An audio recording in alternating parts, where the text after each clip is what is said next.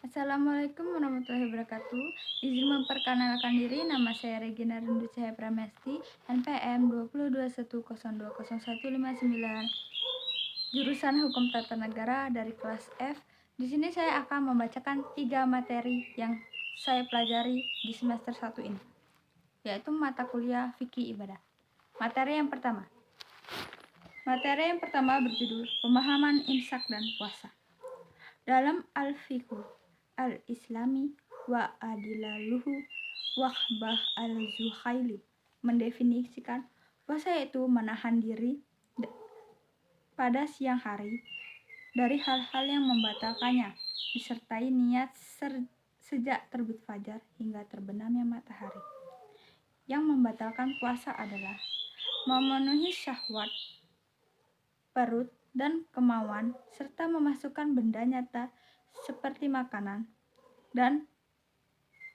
ke dalam rongga mulut. Yang dimaksud dengan niat puasa di sini adalah bukan membaca lafaz niat dalam bahasa Arab yang dilakukan sendirian atau berjamaah dan dipimpin oleh imam tarawih. Menurut Salim bin Sumair dalam Safinah Al-Naza, niat itu adalah menyengaja sesuatu berbarengan dengan melakukan perbuatan tertentu yang tepatnya di dalam hati. Secara historis, imsak adalah penanda waktu, yakni sejak usai makan, sahur sampai Ibnu Ummi Maktum mengumandangkan azan subuh. Sepanjang waktu imsak, kita masih boleh memakan dan minum. Dalam bahasa kita, sesudah azan subuh itu, apapun aktivitas menahan bukan dinamakan imsak, tetapi dinamakan siam atau sahur, puasa itu sendiri. Jarak antara sahur dan azan subuh yang menurut Nabi SAW sepanjang orang membaca 50 ayat Al-Quran.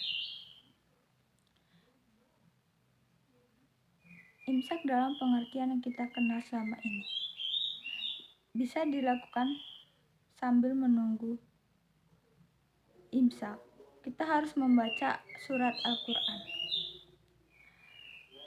Waktu imsak bukanlah waktu untuk tidur lagi, menonton TV, atau berselancar di dunia maya atau main gadget. Waktu imsak masih bagian dari waktu sahur. Kita harus memanfaatkan untuk membaca Al-Quran, beristighfar hingga azan subuh berkumandang. Materi yang kedua ini adalah taharah. Taharah tak sekedar bersih-bersih badan. Tak setiap yang bersih pun pasti sudah suci. Sementara suci dari najis yaitu menghilangkan kotoran yang ada di badan, pakaian, dan tempat beribadah. Taharah dibagi menjadi 2. Yang pertama adalah taharah ma'nawiyah yang merupakan bersuci rohani. Misalnya, membersihkan segala penyakit kulit yang iri, dengki, raya, dan lainnya. Pasalnya, taharah ma'nawiyah ini penting dilakukan setelah belum melakukan taharah hissiyah, karena ketika bersuci harus dalam keadaan bersih dari sifat-sifat syirik tersebut. Yang kedua adalah taharah hissiyah. Taharah hissiyah ini bersuci jasmani atau membersihkan bagian tubuh dari sesuatu yang terkena najis, segala jenis kotoran hewan maupun hadas kecil dan besar.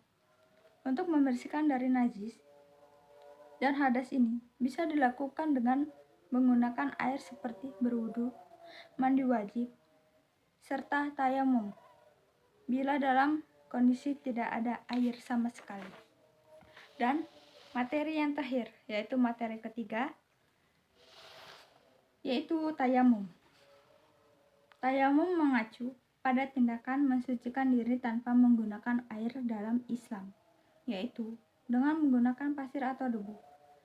Secara bahasa, tayamum bermakna al-qadhaj wa al-tawazu, maksud dan mengarah. Hal yang memperbolehkan seseorang bertayamum, yang pertama, tidak adanya air yang cukup untuk wudhu atau mandi. Yang kedua, tidak mampu menggunakan air, seperti orang lemah, orang yang di penjara, atau takut binatang buas. Yang ketiga, sakit atau memperlambat sembuh dari sakit bila menggunakan air. Hal yang membatalkan tayamum. Sedangkan yang membatalkan tayamum juga ada 3, yaitu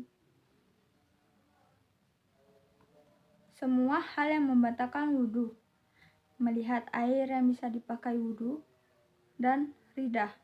Hal lain yang dapat membatalkan tayamum ialah murtad, keluar dari Islam. Sekian materi dari saya. Apabila ada kurang lebih atau kata-kata yang tidak enak, saya mohon maaf dan saya mohon ampun kepada Tuhan Yang Maha Esa. Saya akhiri, wabillahi taufiq wal hidayah. Wassalamualaikum warahmatullahi wabarakatuh.